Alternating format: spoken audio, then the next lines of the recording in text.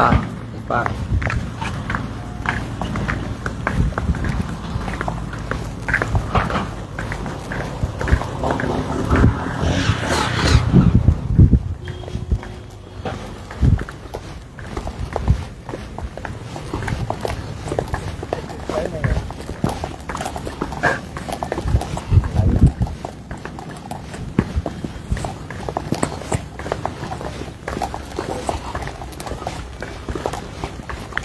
ตอนนี้ก็มาเริ่มต้นใหม่ยอดโยมนะมาเริ่มต้นใหม่ก็มาคุยกันใหม่กันแล้วกันเนาะโอเคเริ่มต้นใหม่ตอนนี้เรากำลังเดินทางเข้าสู่ที่พักในค่ำคืนนี้เราก็จะพักที่วัดไทยเกษริยาวัดไทยเกษริยานี่ก็อยู่ข้างๆสถูปเกษริยาซึ่งห่างกันไม่มากนะสามารถมองเห็นด้วยตาเพราะว่าระยะทางทางตานี่ก็มองเห็นสถูปเกษริยานี่เป็นสถูปที่ใหญ่ที่สุดนะที่ขุดพบณปัจจุบันนี้นะโบราณคดีแล้วก็อาจจะมีหลายหน่วยงานหลายฝ่ายก็จะมาบูรณะนะคือจะทำให้เหมือนกับสถูปเดิมที่มีการก่อสร้างเพราะว่าบางด้านมันก็พังทลายไปที่เกิดจากแผ่นดินไหวในช่วงของก่อนนู้นแต่ว่าบางด้านนี้ก็ยังมีร่องรอยมีสมบูรณ์อยู่คือผู้เชี่ยวชาญเขาก็เลยมาทำภาพกราฟิกทั้งหลายแล้วก็จะน่าจะเป็นอย่างนี้เขาก็กำลังบูรณะมาหลายปีแล้วไม่รู้ว่าปีนี้จะบูรณะไปถึงไหนเมื่อปีที่แล้วก็ได้พาพระนเวียนประทักษิณพอดีพระแต่นเรศเขาได้ทบทวนความจำว่าปีแล้วได้เวียนประทักษิณปีนี้เราพักที่วัดปีที่แล้วก็พักลานกว้างของโรงแรมคนเราพักตรงไหนก็ได้พอพักตรงที่พักของเราคือวัดทุกที่นะสถูปเกษริยาเนี่ยเป็นสถูปที่บอกว่าใหญ่มากกำลังบูรณะไม่รู้ว่าการบูรณะตอนนี้เป็นอย่างไรบ้างสมัยก่อนนักแสวงบุญที่มาแสวงบุญที่ประเทศอินเดียเพื่อกราบสังเวชนียสถานทั้ง4เนี่ยไม่รู้จักในสถูปเกษริยาน่าจะมีชื่อเสียงไม่น่าจะเกิน15 ปีแต่ว่าบวกลบประมาณนี้นะเพราะว่าช่วงที่โครงการจาริกธรรมของเรามาปีแรกนี่เราได้ไปนอนที่ในสถูปเลยนะผู้คนก็ไม่มีแต่คนชาวฮินดูมากราบเทวไลยนะสถานที่ใดที่มีความเกี่ยวข้องกับพุทธศาสนาก็จะมีเทวไลยนะบางที่ก็มีศิวลึงแต่ที่ขาดไม่ได้เลยคือเทวไลยจะอยู่คู่กันนะตรงไหนก็ตามนะที่มีสถานที่เกี่ยวข้องพุทธศาสนาก็จะมีเทวไลยและโดยส่วนมากสถานที่สำคัญหรือว่าเกี่ยวข้องกับพุทธศาสนานี่ก็คนฮินดูก็จะเป็นเจ้าของเป็นผู้ครอบครองแม้แต่พุทธคยาเองเนี่ยก็ชาวพุทธเองก็ครึ่งหนึ่งชาวฮินดูก็ครึ่งหนึ่งช่วยกันดูแลแต่สมัยก่อนเนี่ยเป็นของนักบวชมหันต์บทมหันต์นี่มีบทบาทมากเลยนะในขนาดมีวังเป็นของตัวเองย้อนกลับมาที่สถูปเกษริยา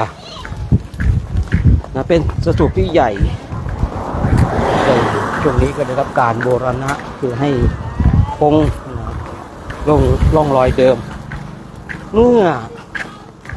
โครงการของเราปีแรกเนี่ยไปนอนนั่นผู้พูดเองก็เลยขึ้นไปถึงสุดแล้วก็ลงไปดูด้านในคือตามประวัติท่านผู้รู้บอกว่าสถูปนี้เป็น สถานที่ประดิษฐานบาทของพระพุทธเจ้า คือตรงจุดเนี้ยอันนี้ต้องบอกว่าตามตำราที่เขาเขียนไว้นะเนี่ยใครมียานอย่างรู้ก็อย่างย้อนอดีตไปให้ดูหน่อย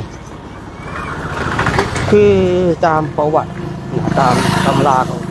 เมื่อพระพุทธเจ้าของเราปลงพระชนมายุสังขารที่ปาวานเจดีย์แล้วพระองค์ได้กำหนดที่ปรินิพพานว่านี่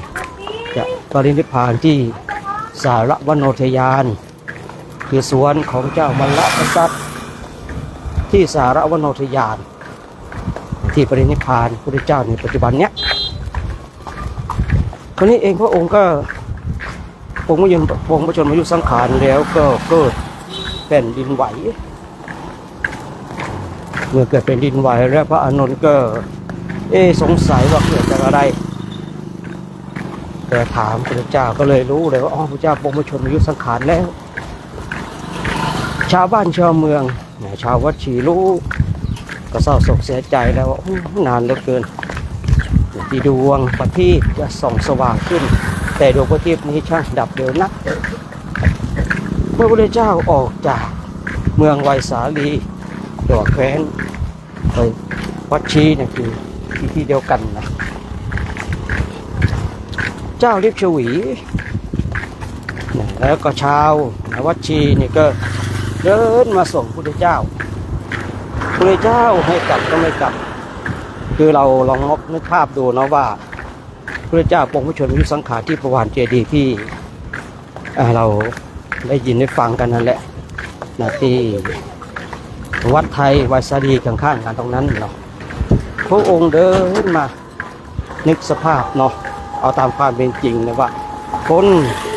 อายุ80แล้วก็ป่วยด้วยเนาะเดินมาถ้าคุยตามศัพท์เราคือเดินไปตายเดินไปตายแต่ถ้าเรา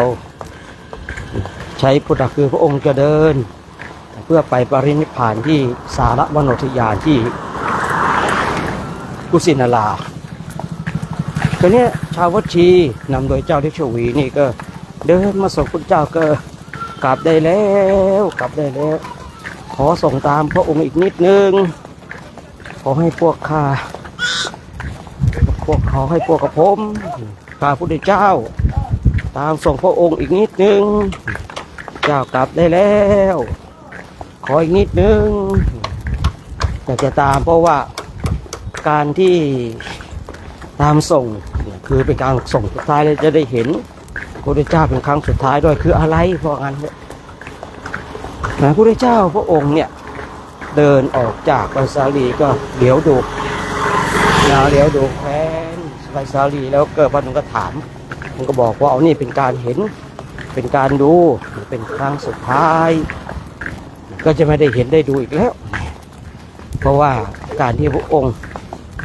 ออกจากแคว้นวัดชีก็เป็นการออกครั้งสุดท้ายแล้วก็ไม่ได้กลับไปอีกเลยเมื่อชาววัดชีนำโดยเจ้าฤทธิ์ชวีนี่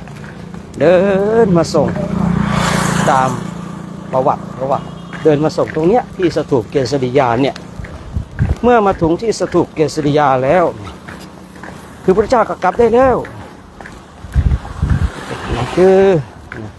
จะส่งตรงนี้หรือส่งตรงโน้นก็ต้องส่งเหมือนกันพวกมหาบพิตรก็ต้องกลับเหมือนกันกลับได้แล้วกลับตรงนี้แล้วกันนะจะส่งช้าส่งเร็วก็ส่งเหมือนกันจะกลับช้ากลับเร็วก็กลับเหมือนกันประมาณนั้นเจ้าฤทธิ์ชวีก็เลยนี่ไหนพระองค์ก็จะไปแล้วอยากจะทูลขอที่ระลึกใช้ศัพท์ของเราง่ายดีเนาะขอที่ระลึกหน่อยพระเจ้าก็เลยประทานบาตรพระองค์ให้กับเจ้าฤทธิ์ชวี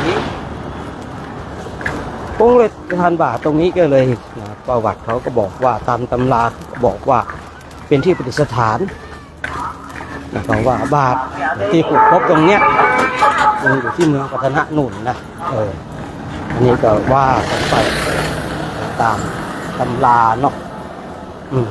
ตามตำราวันนี้เองคณะพระภิกษุสงฆ์ในโครงการจาริกธรรมตามรอยบาทพระศาสดาวัดดอยเทพวิกเกอร์ได้เดินทางมาถึงที่สถูปเกษริยาญาติโยมก็คอยดูอัปเดตกันแล้วกันเนาะในช่วงเย็นทางเพจของวัดเพจของโครงการอาจจะมีการไลฟ์ให้ญาติโยมได้เห็นเนาะเดี๋ยวของผู้พูดก็ต้องพิจารณาอีกรอบหนึ่งว่าจะไลฟ์ไหมนะต้องดูก่อนดูเหตุดูปัจจัยเนาะญาติโยมเนาะถึงพร้อมก็อาจจะให้พระท่านไปไลฟ์ให้ญาติโยมได้ดูกันต้องดูก่อนนะก็ต้องดูก่อนนี่ยังไม่รับปากเนาะเมื่อพระพุทธเจ้าพระองค์เนี่ยเดินคือเรานึกดูว่าคนอายุ80แก่ชราแล้วอายุมากแล้วเดินไปเนี่ยเดินไปโน้นได้ไปฉันอาหารมื้อสุดท้ายของนายเป็นพระโน่นเราก็จะไปทางนั้นเหมือนกันแต่เราไม่ได้ไปที่บ้านนายเป็นพระคือเราเฉียดไปเราก็ไปเฉียดไปแต่เราไม่ได้เข้านะคือในเส้นทางนี้ก็เลยว่าเส้นทางที่พระพุทธเจ้าเดินเข้าสู่พระนิพพานโครงการจาริกของเราก็เลยมาจาริกเดินตามรอยพระองค์ทีนี้คณะจาริกธุดงค์เดินตามรอยไม่ได้เดินเพื่อเท่ไม่ได้เดินเลือกศรัทธาของชาวอินเดียไม่ได้เดินเพื่อให้คนทั้งหลายมายกย่องแต่เดินเพื่อมาศึกษาในหลักธรรมเดินเพื่อศึกษาตัวเองคือบางคนว่าโอ้จะไปเดินประกาศศาสนาอินเดียหรือโอ้ญาติโยมคุยก็ไม่ได้นั่งสมาธิก็สู้เขาไม่ได้แต่คุยแนวปรัชญาสู้เขาไม่ได้หรอกนะแนวปรัชญาก็สู้เขาไปนั่งสมาธิก็ไม่ได้สู้เขาไม่ได้นะก็ตัดปัญหาไปตัดบทไปที่จะว่ามาประกาศศาสนาที่อินเดีย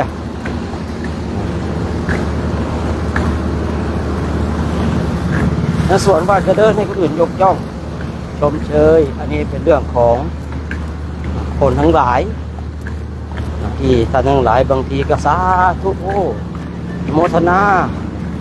อันนี้เป็นบุญของท่านทั้งหลายเองนะที่ท่านทั้งหลายก็จะได้บุญกับพระภิกษุสงฆ์กันเพียงแต่เราสาธุเพียงแต่เราคอมเมนต์สาธุเนี่ย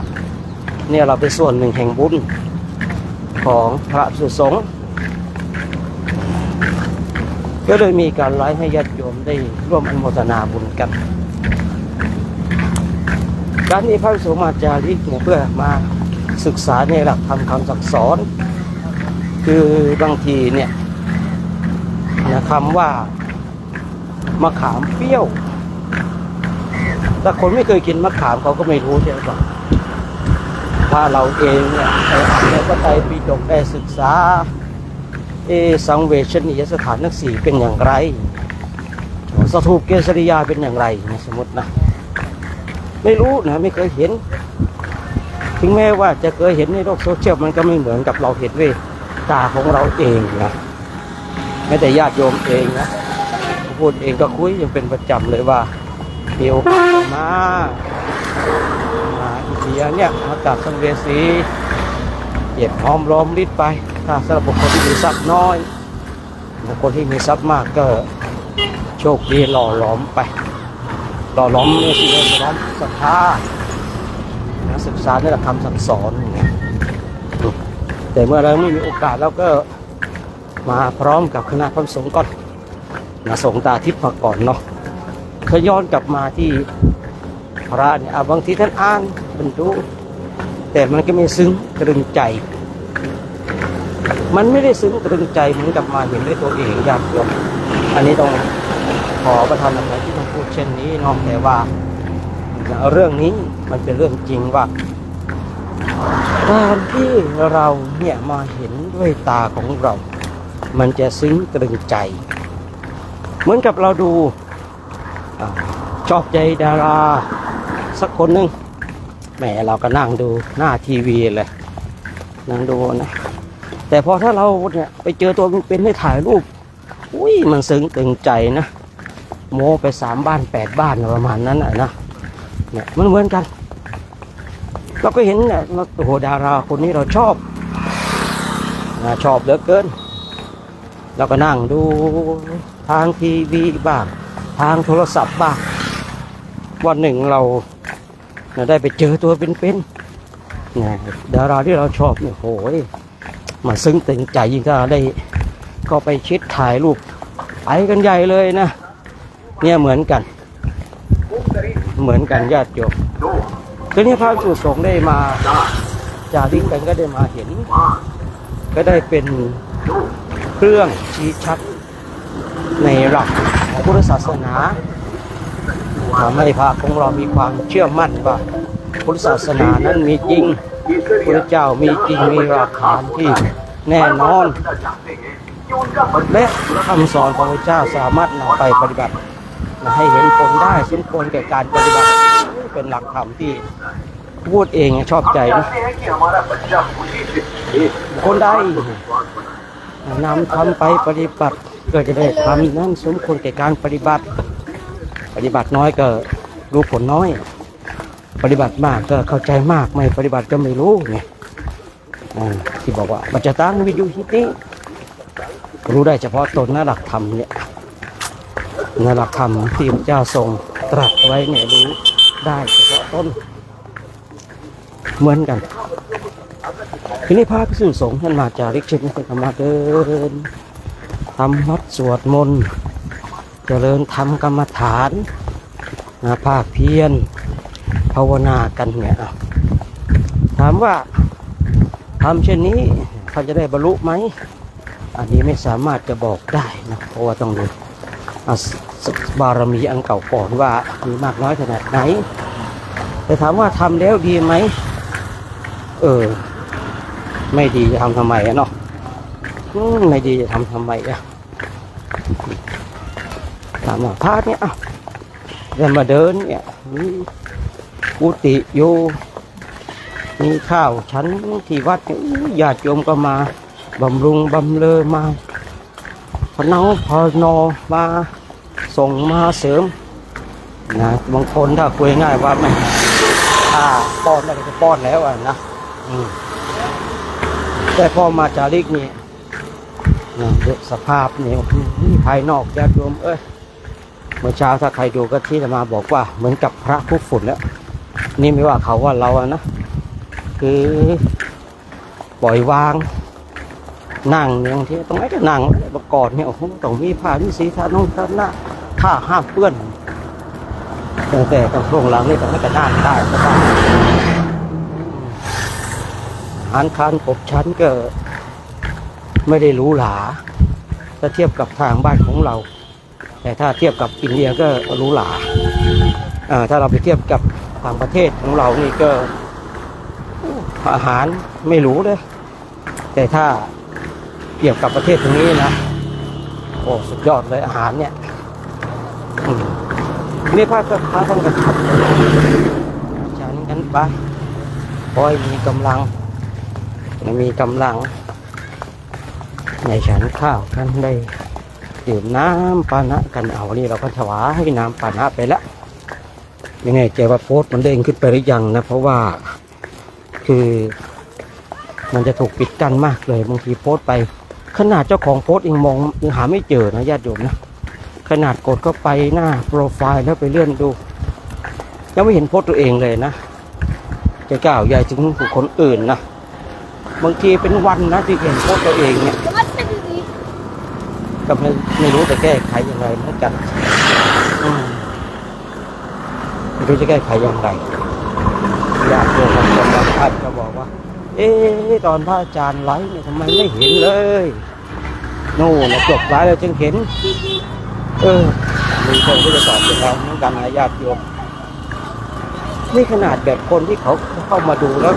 กดไลค์มีคอมเมนต์ยังไม่ค่อยเห็นนะแต่กล่าวใหญ่ที่บุคคลที่ไม่เคยคอมเมนต์เลยไม่เคยกดไลค์เลยนี่เขาก็คงไม่เห็นอันนี้ก็อยู่นอกเหนือขอบเขตที่เราจะไปแก้ไขได้เนาะญาติโยมก็ช่วยกันอ้าวเดินไปเดินมาถึงแล้วถึงแล้วโมไปจนถึงเลยโมมาจนถึงวัดแล้วโอ้โหโมไปจนถึงวัดเลยญาติโยมนะมีความคิด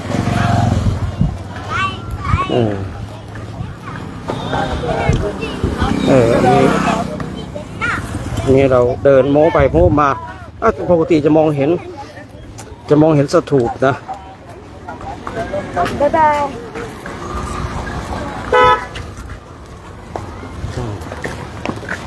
โอ้โหตอนนี้เราก็ถึงแล้ววัดไทยเกษริยาวัดไทยเกษริยาเราถึงแล้วตอนนี้นะโอ้โหฮะ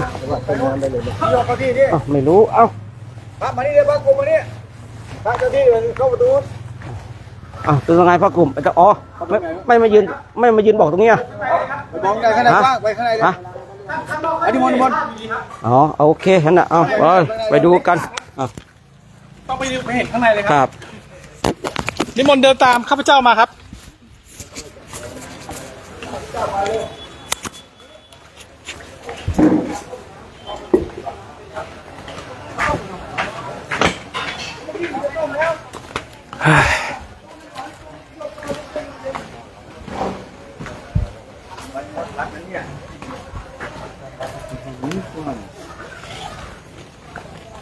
ทุกปีแล้วก็มานอนนี้แหละครับใช่เพราะว่าเขาปลูกพืชผักสวนครัวแต่ตอนนี้เขาไม่ได้ปลูกแล้วก็เลยมานี่มารับนิมนต์เลย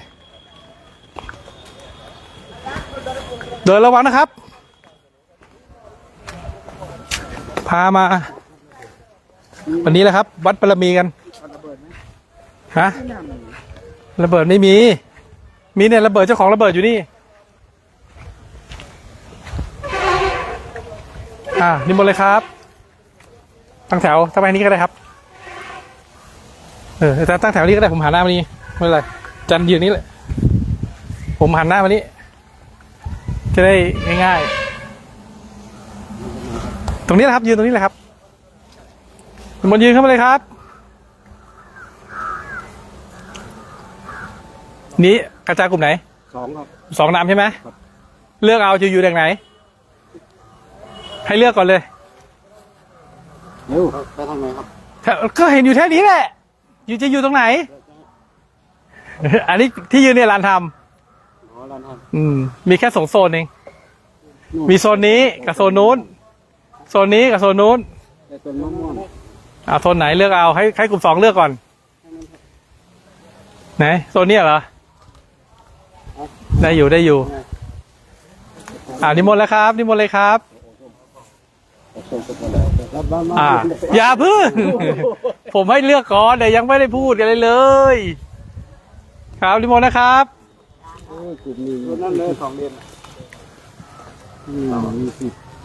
อันนี้ที่อาจจะคับแคบนิดนึงแต่ว่าอยู่ได้ดีกว่าโรงแรมอย่างน้อยก็เรื่องห้องน้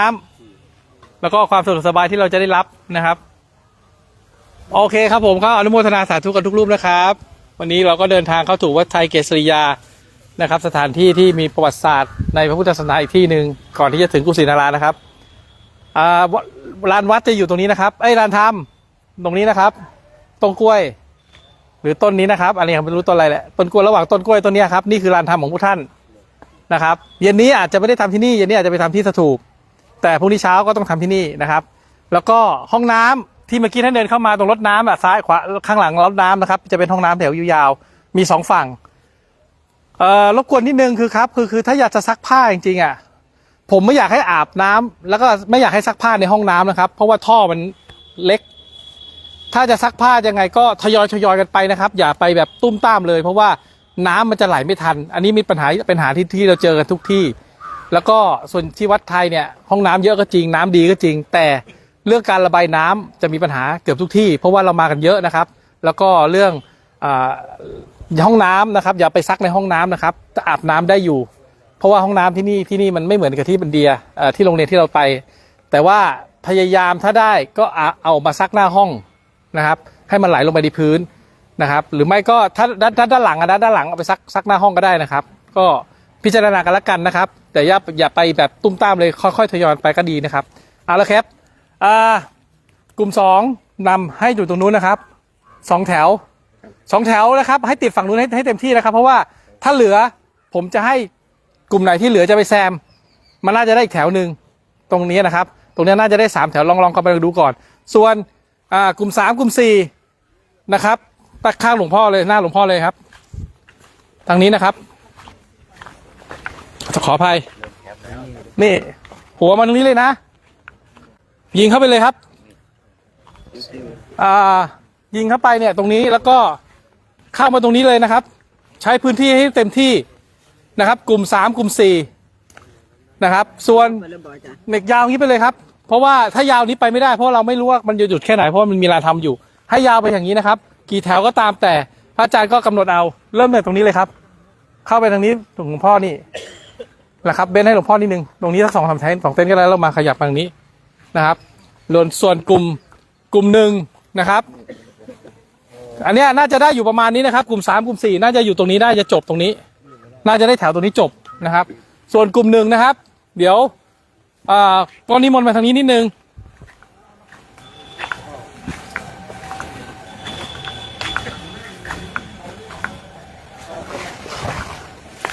กลุ่ม1นะครับจะเป็นกลุ่มเดียวที่กระจายนะครับเป็นนินจานะครับวันนี้ต้องขออภัยด้วยเพราะว่าพื้นที่เอาตามนี้นะตรงนี้เลยครับนี่กระจายได้เลยแล้วก็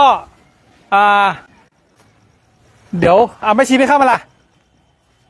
ไปชี้เขามีที่นอนแล้วเหรอโยมเงินไปตรงนั้นแล้วเดี๋ยวแป๊บนึงนะไม่ชี้ให้นอนตรงนู้นเหรองั้นก็กลุ่ม1ตรงนี้เลย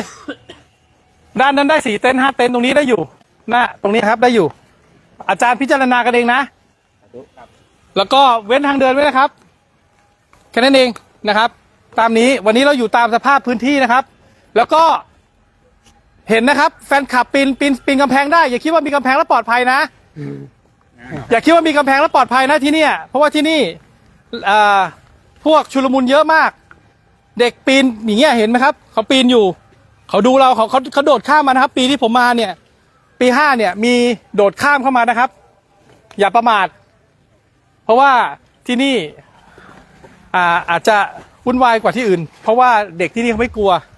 นะครับก็ประมาณนี้นะครับขอบคุณครับได้อยู่ไหมตรงนี้ก็ได้นะอาจารย์แค่เปิดทางเดินให้เวลาเข้าออกแค่นั้นเอง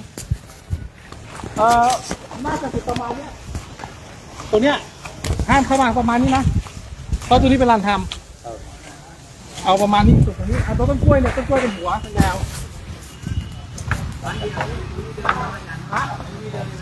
ครับคนเดียวไม่มี2 คืนแล้ว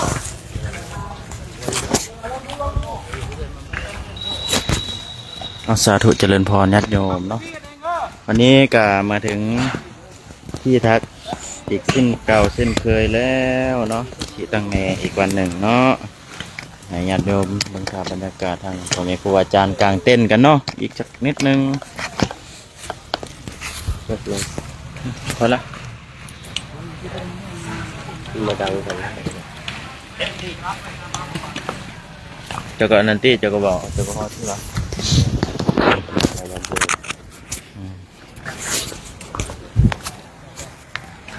ได้ยินเสียงอยู่เนาะญาติโยมเนาะวันนี้ฮอดตะเบนอยู่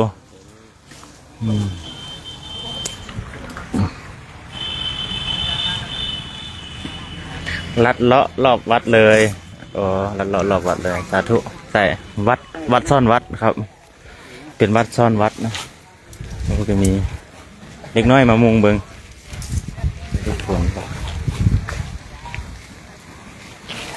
ดูฝุ่นแล้วค่ะ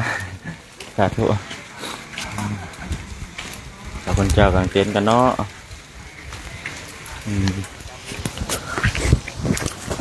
มาฮอดแล้วก็เส้นเก่าเส้นเคยญาติโยมเอ้ยเนาะสามัคคีกันกางเต็นท์เนาะช่วยเหลือกันคณะเนาะจะเป็นวัดไทยเด้อญาติโยมตัวนี้วัดไทยวัดของคนไทยวัดพระไทยก็เห็นเนนอินเดียอยู่เมื่อกี้ได้ยัง ได้ยินเสียงเนาะสาธุบรรยากาศของครูอาจารย์กางเต็นท์เนาะอีกน้อยนึงเนาะ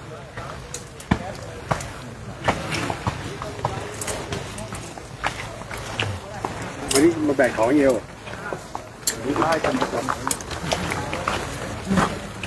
ช่วยเหลือกันสามัคคีกันโอเค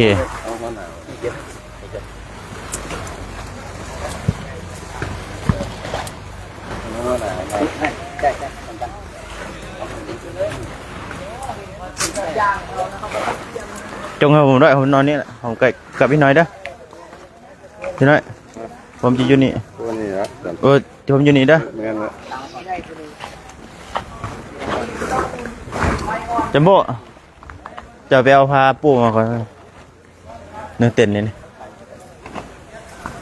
อยู่ข้างกับพี่หน่อยนะติดพี่หน่อยเลย ตัวนี้แล้วกันเดี๋ยวอยู่ข้างนอก ดีไหมเอากล่องส่งอาจารย์มากันเด้อ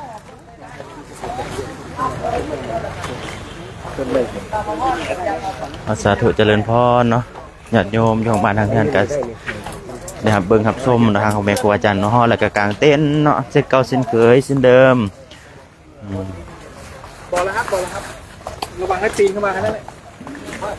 พอดีมันมาไม่เห็น นี่จะเป็นกลุ่มหนึ่งกลุ่มสาม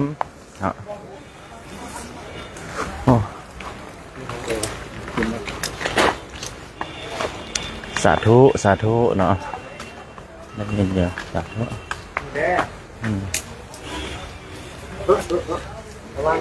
ภาพแจ้งบอญาติโยมแจ้งดีเนาะนี่แหละทางเต้นกันเนาะก็ได้เวลานาทีแล้วเนาะก็ขออนุญาตปิดไหลสำนีสกอเนาะตะแรงทำวัดสวดมนต์ก็เจริญพรญาติโยมมาทำวัดสวดมนต์นำพาคุณเจ้าหรือว่าพระเมรุครูอาจารย์ได้เนาะก็ขออวยชัยให้พรทางญาติโยมที่รับชมรับฟังที่ดูอยู่เนาะก็ขออวยชัยให้พรจงมีแต่ความสุขความเจริญทุกท่านทุกคนโดยเถิดสาธุแต่กล้องก็สิได้กลางเต้นคือกันเนาะสาธุสาธุเจริญพรเด้อ